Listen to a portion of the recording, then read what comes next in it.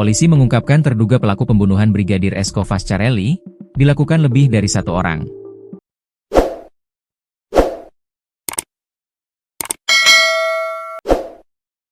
Ini terungkap usai rekonstruksi yang dilakukan pada Senin, 29 September 2025, lalu.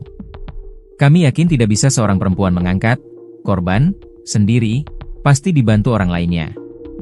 Makanya saat rekonstruksi ada Mr. X, kata Kasubdit Jatanras di Treskrimum Polda NTB, AKBP Catur Erwin Setiawan, Jumat, 3 Oktober 2025. Meski dalam rekonstruksi tersebut muncul dua orang misterius dalam kasus tersebut, namun Catur belum memastikan identitas mereka.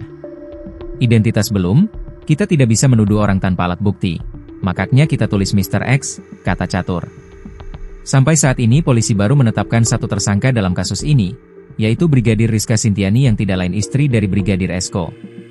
Motif dari pembunuhan ini juga sudah dikantongi oleh pihak kepolisian, namun mereka enggan membeberkannya.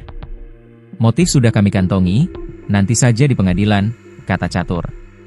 Catur juga mengatakan tidak menutup kemungkinan akan dilakukan rekonstruksi ulang, jika kasus ini masih membutuhkan fakta-fakta baru untuk mengungkap peristiwa ini secara terang benderang.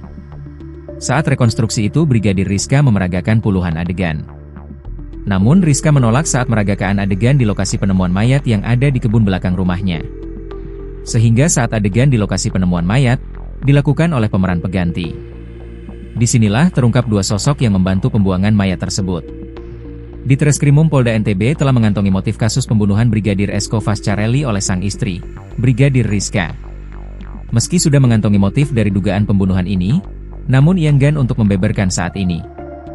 Motif sudah kami kantongi, nanti saja di pengadilan, kata Kasubdit Jatanras di Treskrimum Polda NTB, AKBP Catur Erwin Setiawan, Jumat, 3 Oktober 2025. Selain Brigadir Rizka, polisi juga meyakini bahwa Rizka tidak sendiri dalam kasus dugaan pembunuhan ini.